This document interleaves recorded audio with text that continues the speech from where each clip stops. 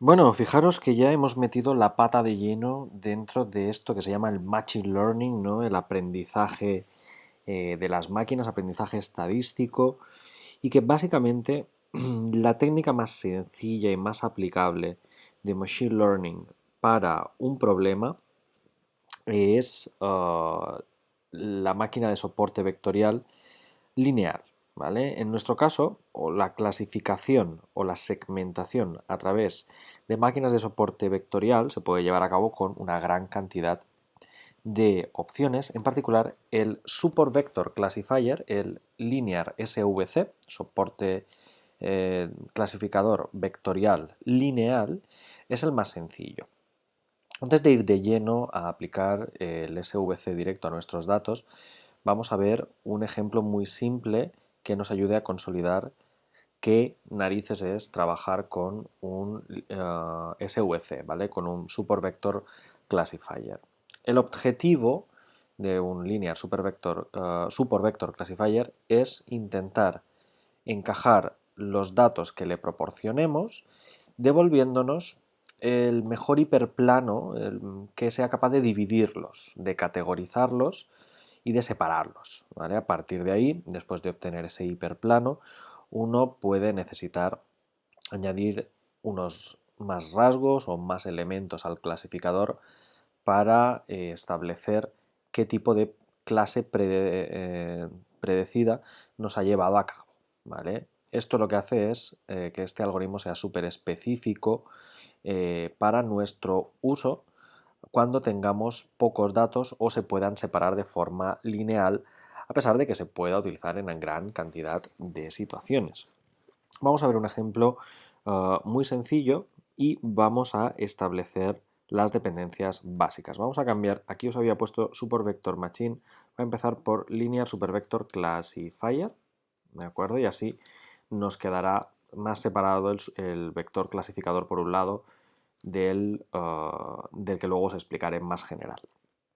Bueno, entonces importaremos varias cosas, vamos a usar NumPy as np, importaremos matplotlib.pyplot para las representaciones gráficas as plt y vamos a utilizar de matplotlib la librería style de estilos para establecer de hecho el estilo, ya que estamos en .use, perdón, style.use, la librería ggplot, que ya os dije que es muy utilizada para representaciones gráficas, tanto en R como en Python. Y por último, from sklearn importaremos svm, Support Vector Machine. Casi nada, ¿vale? Casi nada. Aquí tenemos de todo hoy.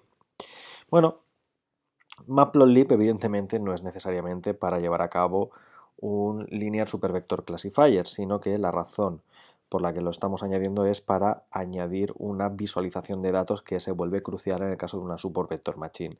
Típicamente no seremos capaces de visualizar tantas dimensiones cuando tengamos más de 3 rasgos, ya os lo comenté en la clase introductoria, pero bueno, vale la pena visualizar por lo menos un ejemplo en 2 dimensiones para entender cómo funciona un soporte vectorial clasificador lineal en este caso. Además, pues básicamente utilizaremos de nuevo NumPy para las operaciones estándar, para las conversiones de arrays y demás. Bueno, vamos a preparar un ejemplo súper concreto para que podamos visualizar correctamente cómo funciona el clasificador. Me vais a permitir que aquí establezcamos dos vectores x igual a 1, 5, 1,5, 8, 1 y 9 por un lado, e y igual 2, 8, 1,8, 8, 0,6 y 11, ¿vale? Esos serán los puntos que vamos a utilizar. Fijaros que no hay muchos, ¿vale? Simplemente hay 6 puntos. Y vamos a hacer un scatter plot, plt.scatter. Scatter de x y de y, y plt.show para mostrar el gráfico. Bueno, ahí tenemos 3 puntitos rojo abajo y 3 más separados arriba, ¿vale? Evidentemente, si con nuestros ojos ahora nosotros fuéramos el encargado de buscar una separación, una recta que separara estos conjuntos de datos en dos.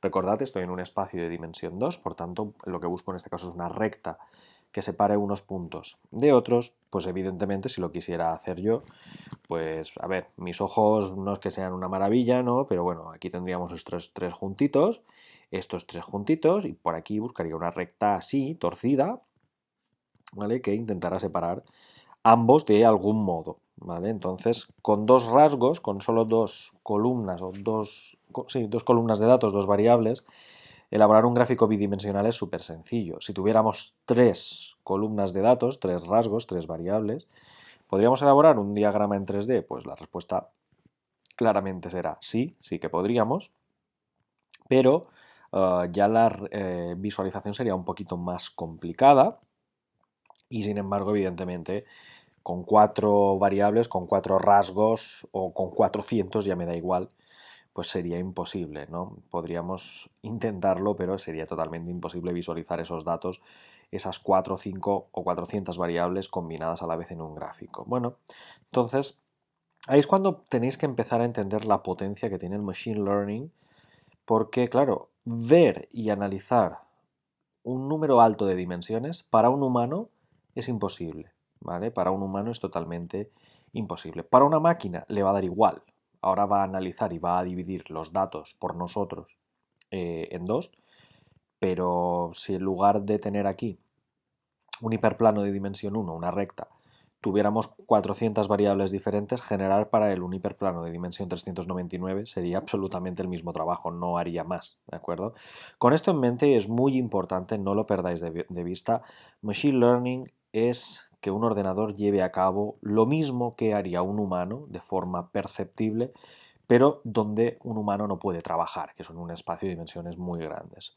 Con esto en mente, vamos a empezar por trabajar con nuestro ejemplo en 2D y lo que vamos a hacer es suministrarle a nuestro algoritmo de Machine Learning el array de rasgos, el array de funcionalidades, el array de datos que acabo de generar.